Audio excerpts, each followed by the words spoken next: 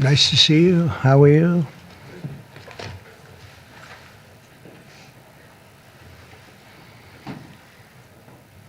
We have a lot of athletic talent and great people behind me. And they're going to do some very important things for our country. Nobody knows LT, right? LT, greatest ever. Lawrence Taylor. You look good.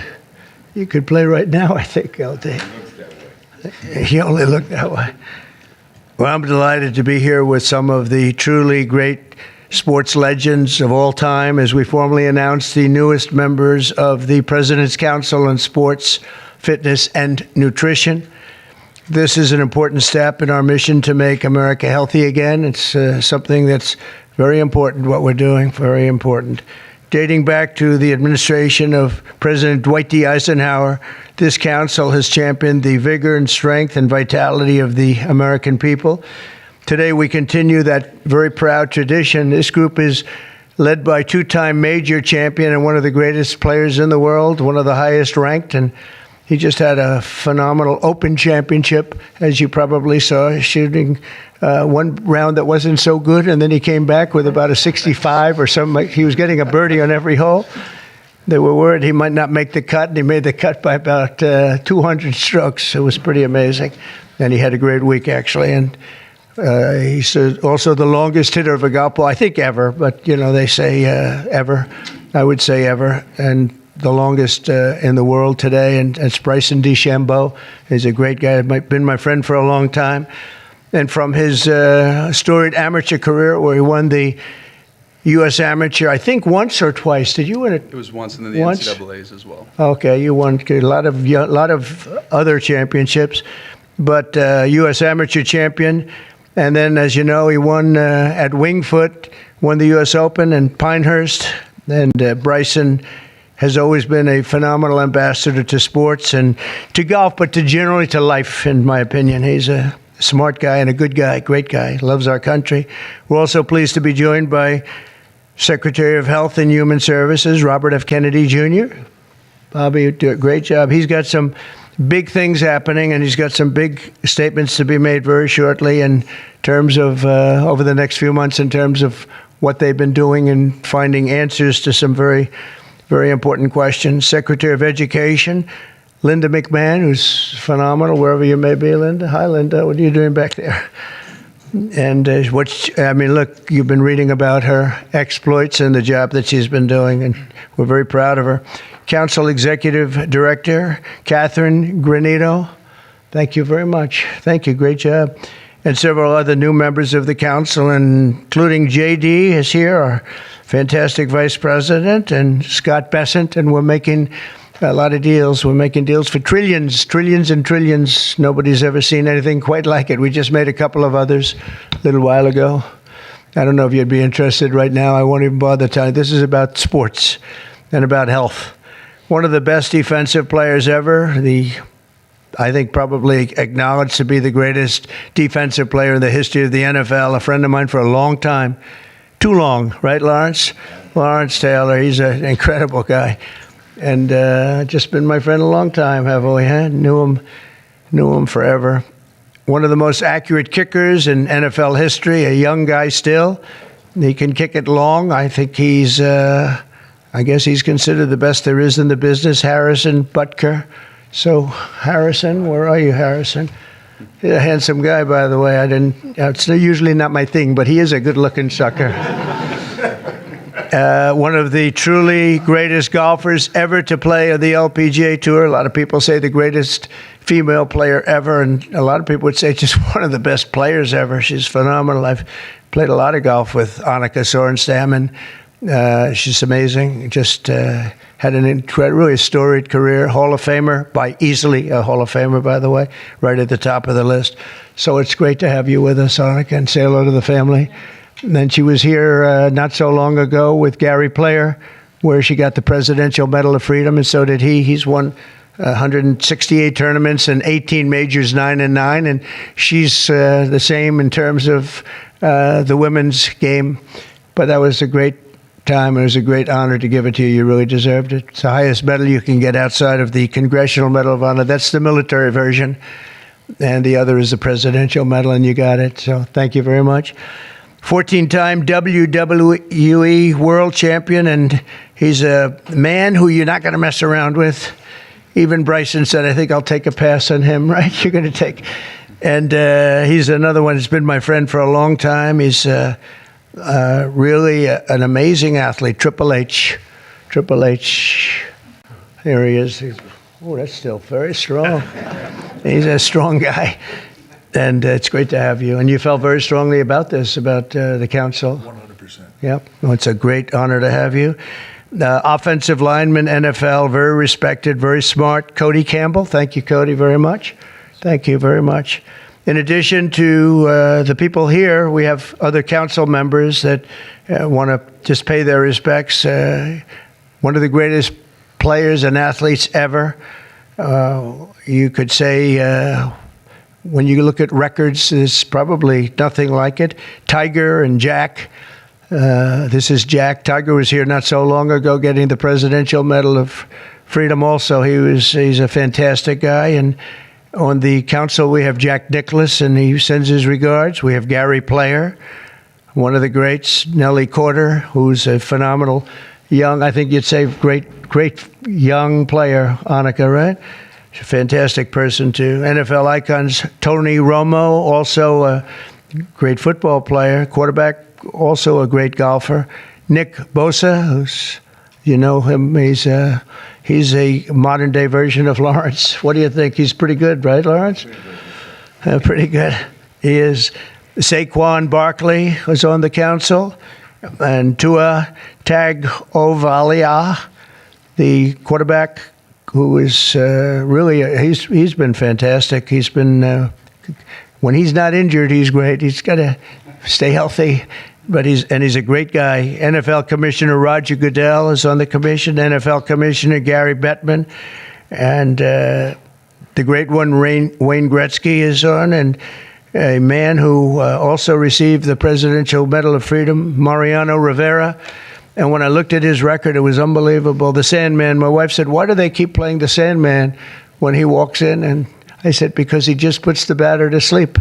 He was great. When you look at his record compared to second, and Raleigh Fingers was great, and he was really great. But when you look at the record, boy, Mariano had a record. I've never seen anything like it. He was so high up. The order that I'll sign today in a few moments directs the council to develop strategies to improve America's physical fitness and renew the American spirit, excellence, competitiveness, and sportsmanship. To that end, I'm pleased to announce that we're officially restoring the Presidential Fitness Test and the Presidential Fitness Award, and it's going to be a very big thing. From the late 1950s until the 2013, graduate scholars all across our country competed against each other in the Presidential Fitness Test, and it was a big deal. This was a wonderful tradition, and we're bringing it back. I think Bryson and everybody here wanted to see if we could bring that back, and it's turned out to be very popular to do. My administration's also pressing forward with the important reforms in sports and athletics, and the group behind me and the others that I mentioned and others that I've asked to join. We have many great athletes I've asked to join the council, and we're going to let some of them come in, but they're going to also be working on college football in terms of what happened. It's a mess. What happened? It's what they're doing with college football, and the fans are upset about it, and players are being taken from team after team, and they're being traded around like playing cards, and a lot of money's passing, and nobody knows what's happening. So these people behind me are going to be very much involved in figuring that whole thing out and working on it and trying to bring some sanity to that incredible, not only the football, college sports, very, very bad for women. It's very bad what's happening, because now all of a sudden there's no women that are able to get the money that they're talking about. You know, it seems to be going mostly to football, some basketball, and women's sports are being totally decimated. We know that, Annika, you know, with this. It's all going into football, and some to basketball, and everything else is being left behind.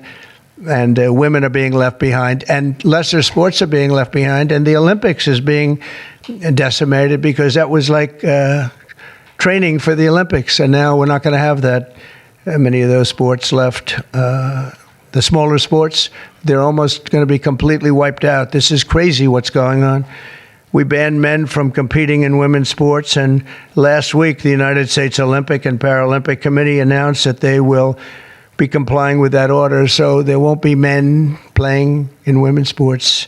That seemed like an easy one. They say it's an 80-20 issue during the campaign. I said, no, that's not 80-20. That's 97-3. Maybe it's 98-2, perhaps. And last Thursday, we terminated third-party pay-for-play schemes in collegiate athletics and effectively we saved college sports, but now we have to we have to heal it because it's really a mess. It's a real mess. This council will play an important role in shaping these new policies and ensuring that we preserve the American athletic tradition for many generations to come. And in the years ahead, we'll have the chance to showcase our nation's athletic dominance in the world stage as we host the America 250. So we have America 250, and we have, it's going to be incredible, the Patriot Games. But we have the Ryder Cup, we have the President's Cup, we have the 2026 FIFA World Cup. So we have the World Cup here, we have the 2028 Olympics. So when they cheated on the election and they picked somebody that wasn't supposed to be there, I was very upset before that because I got the Olympics and I got the World Cup. I was the one that did it.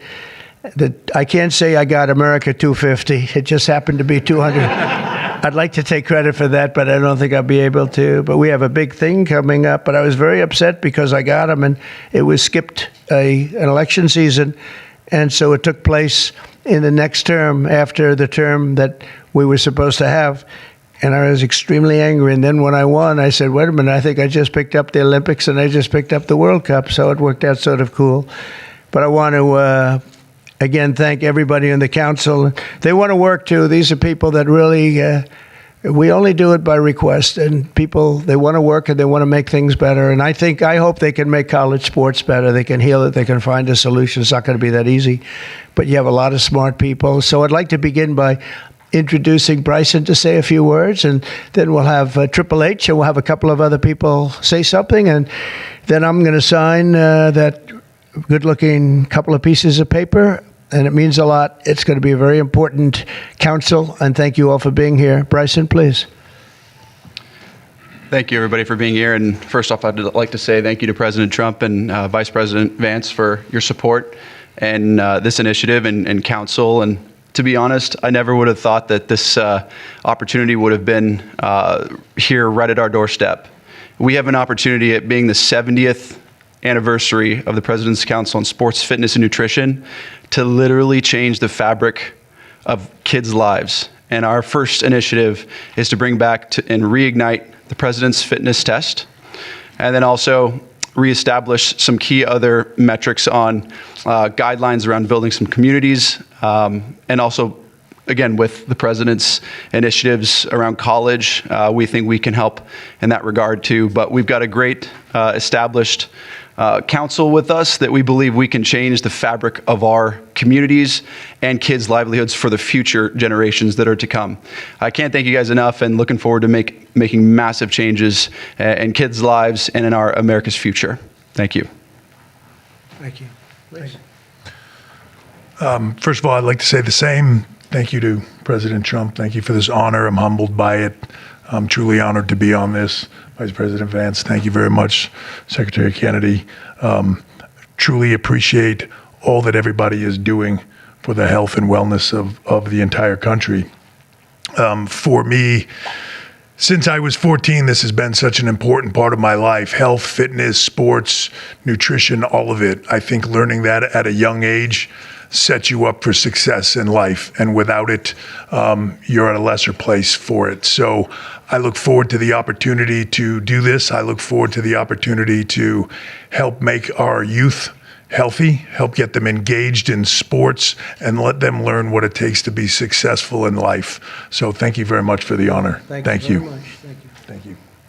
Bobby, please. Thank you very much, Mr. President.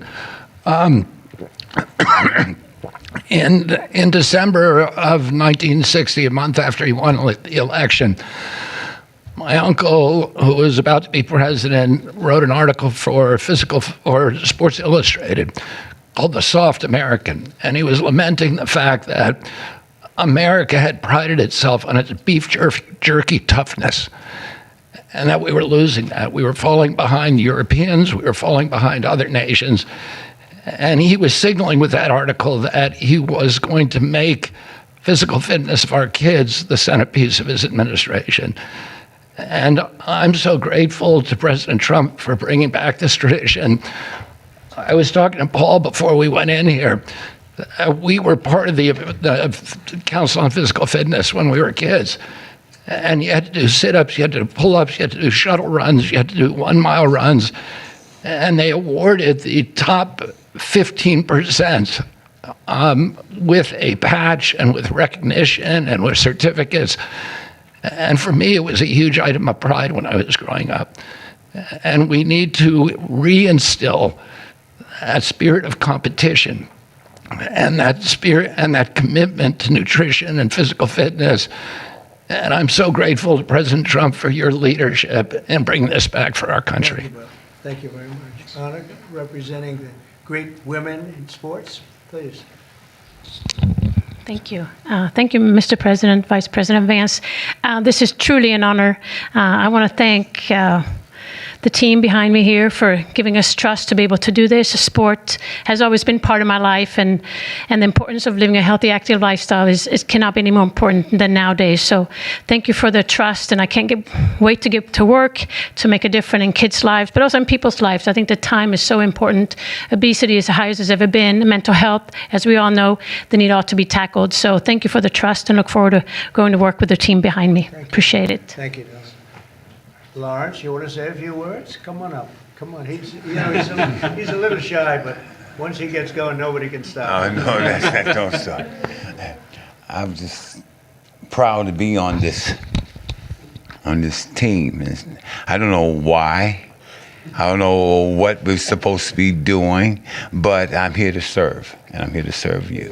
Okay, so I'm going to do the best I can for as long as I can. Thank you very much. Nobody like him. Come on, young superstar. Obviously very excited to be here. Thank you, Mr. President, for allowing me to serve on the council.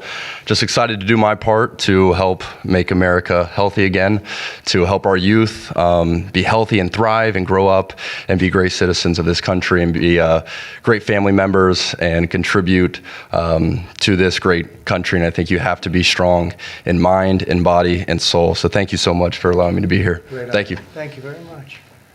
JD? Okay, sure, sir. Well, thank you all, and thanks to the president for setting up this important commission. Thanks to all the great athletes for lending their credibility to it. I think all of us who have young kids at home just know that kids are healthier, they're happier, they do better when they're out there, they're being active, they're playing in sports, they're hanging out with their friends. I think all of us have thought at one point in the last few years that kids spend a little too much time on their phones, maybe a little bit too much time in front of the TV, and we just want kids to do better. We want them to be healthier, we want them to be happier, and we know that getting out there, playing in sports, and being active and healthy and physically fit is a critical part of this. So all due credit to the President and Secretary Kennedy's leadership. This is all about just making our kids better citizens, better people, and happier in their daily lives. And I think this is a great team to get it accomplished. Thank you, sir. Okay, let's sign this. Linda, come on. Let's sign this. Belinda. She's doing pretty well, right? Huh? That is amazing. Good job.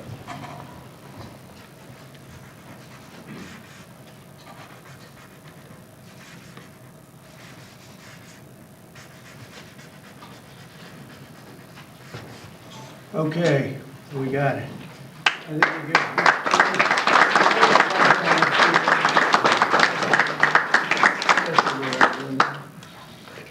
Okay, we'll pass them around, please.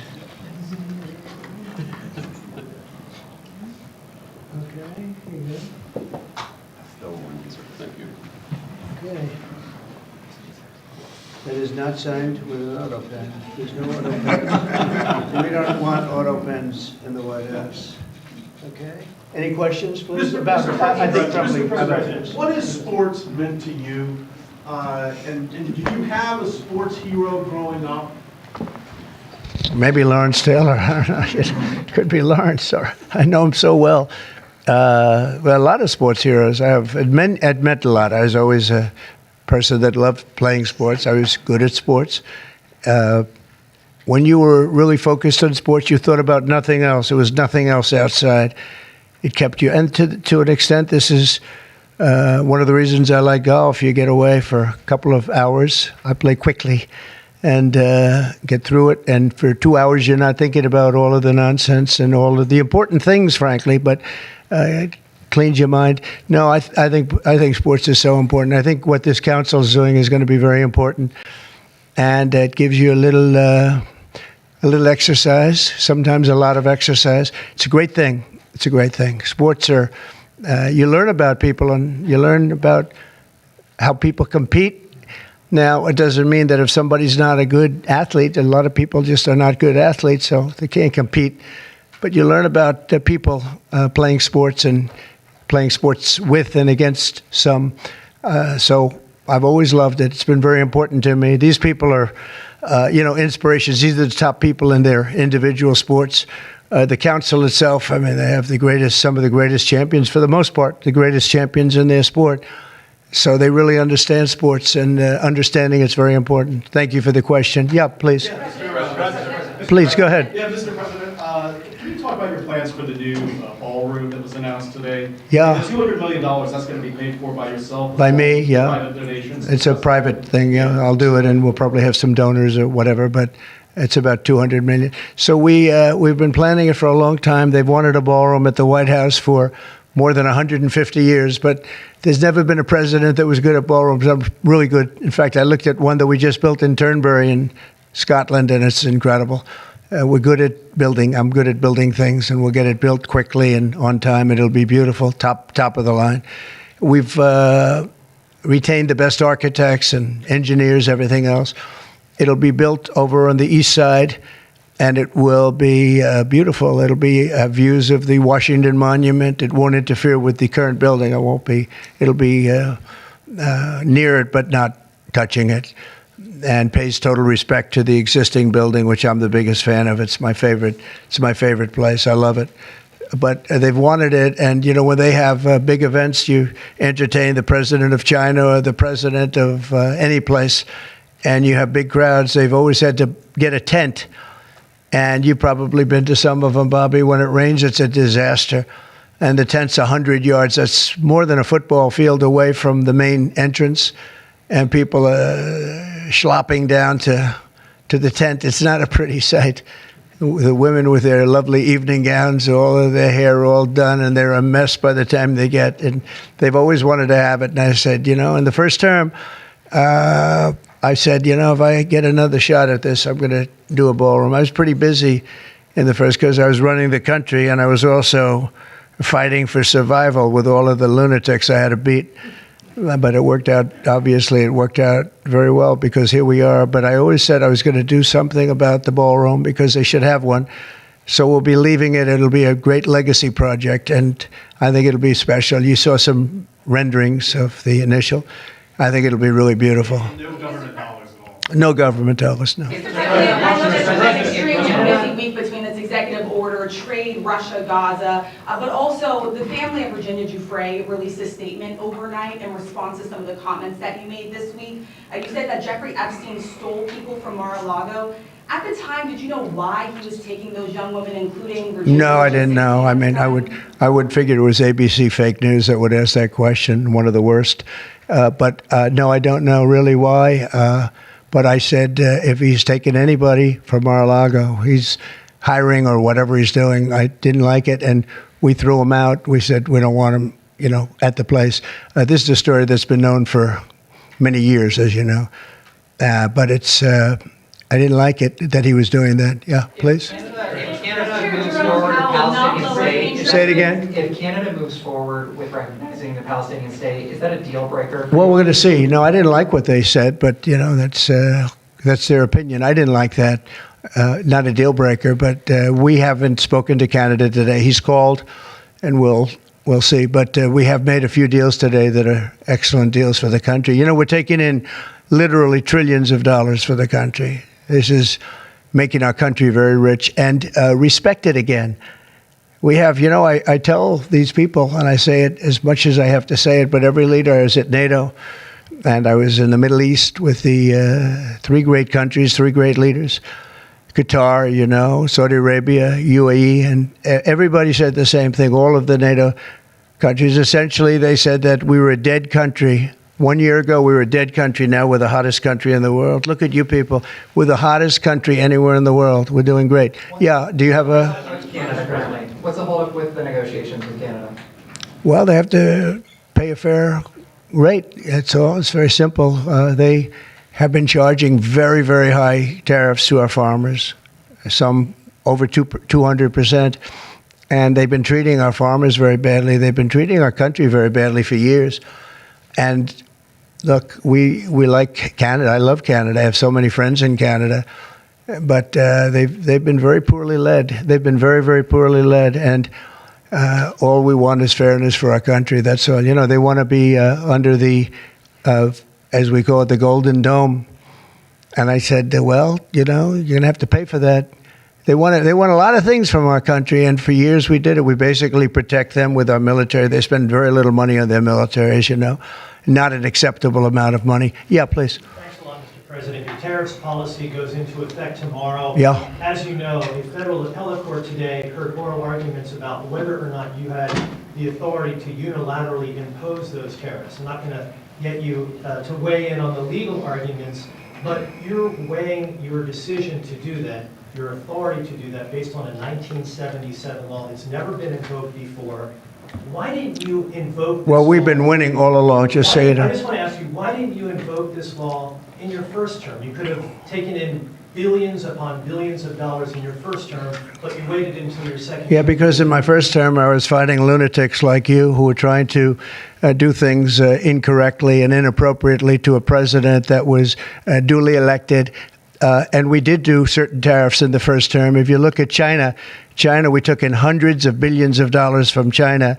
But when COVID came, the last thing I was going to do is tell France and Italy and Spain and a couple of other countries that we're going to hit you with tariffs. We had to fight the COVID situation when that came.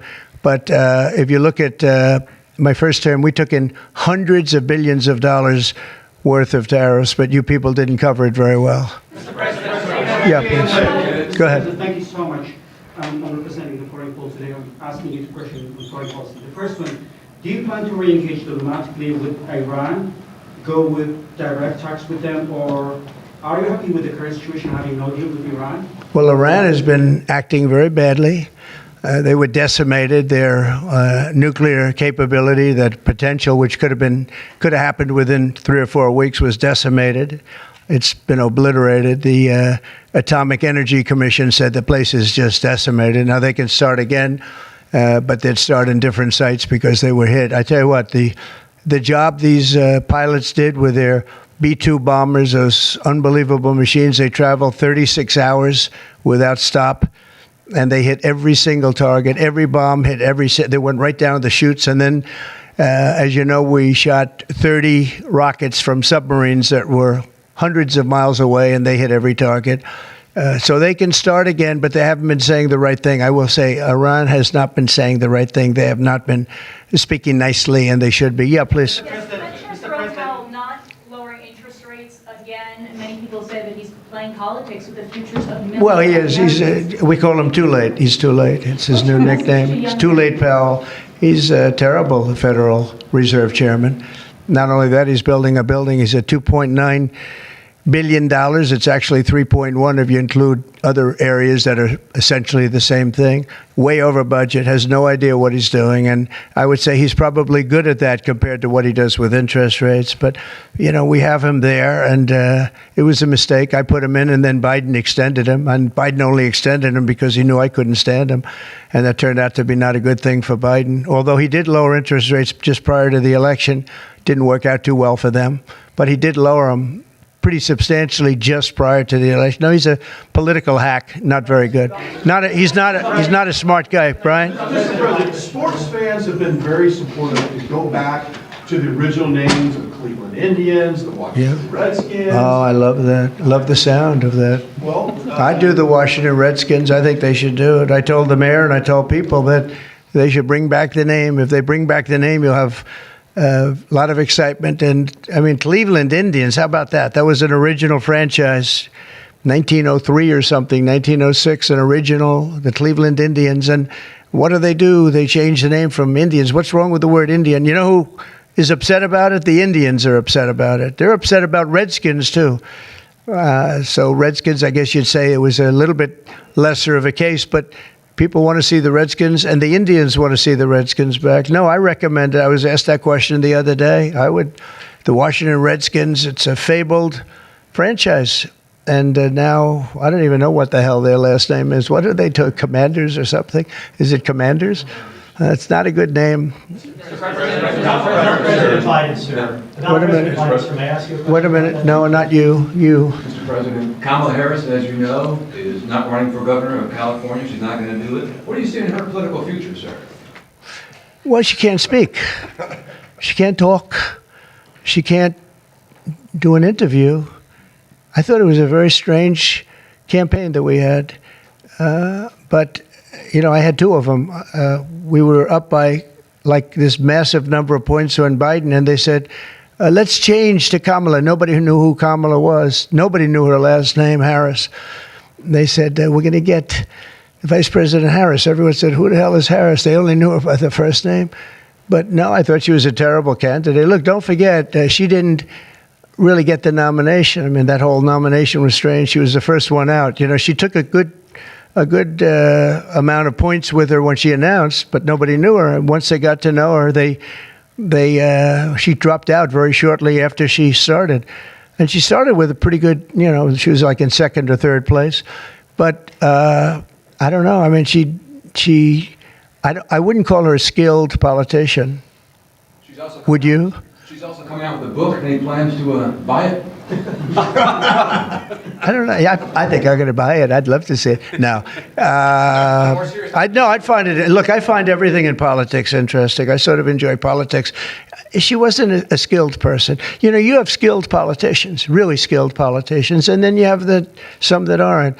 And she was put in a very tough position, I think. She did have a 6-week honeymoon. They told me, the pros said, you know what, she's going to have a 6-week, and she did. She was like untouchable in terms of everybody thought great.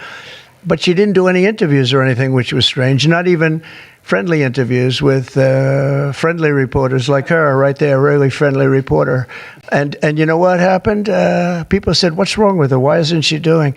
She made a mistake. She should have done interviews. She didn't run a great campaign, but we beat Biden, and then we had to beat, nobody's beaten two. I had to beat two. That's like Dana White, the great Dana White has a fight, and he has a fighter that's getting the hell knocked out of him. They say, well, let's take him out and put somebody else in. Didn't seem fair to me at the time, but where are we? We're in the White House. So, I mean, so it worked out. If I may, sir, a very serious question here. Russia today hit Kyiv with missiles and drones, more than 100 people kidnapped. I think it's disgusting. Russia, I think it's disgusting what they're doing. I think it's disgusting. This is Biden's war. It's not my war. But I said if I get in, I'll try and get the thing stopped. But I think what Russia's doing is very sad. A lot of Russians are dying. You have a lot of Russians. More Russians are dying. But Russians are dying. Ukrainians are dying. The United States isn't really involved in that war. It shouldn't be. And by the way, I made a deal with NATO where NATO pays us for everything that we send. We send them ammunition, missiles, etc. And we're not paying anything for that war. But I will tell you this, It should be stopped. It's a disgrace. And the ones that are dying are they're losing 7,000 now. It was 5,000. They're losing now 7,000 soldiers a week, Ukrainian soldiers and Russian soldiers. And they're also losing people now in the towns and cities because Putin's hitting them with rockets. No, I think it's disgraceful. You have a 10-day deadline. You put a 10 that you imposed a 10-day Yeah, we have deadline. about 8 days. So yeah, we're going to put sanctions. I don't know that sanctions bother him.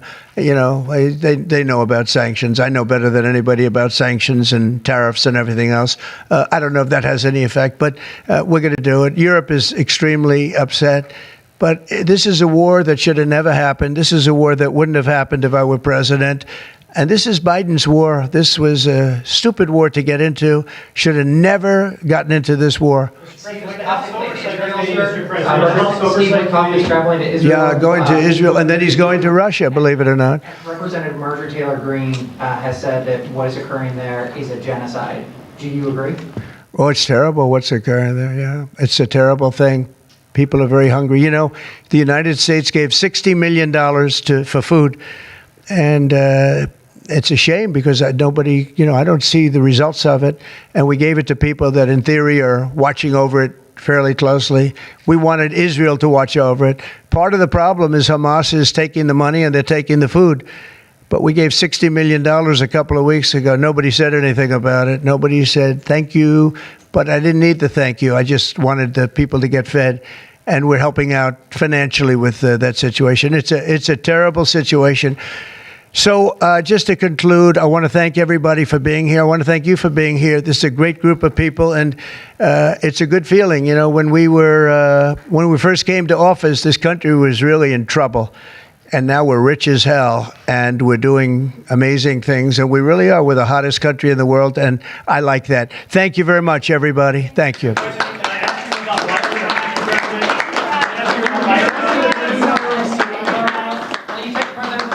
Vice President?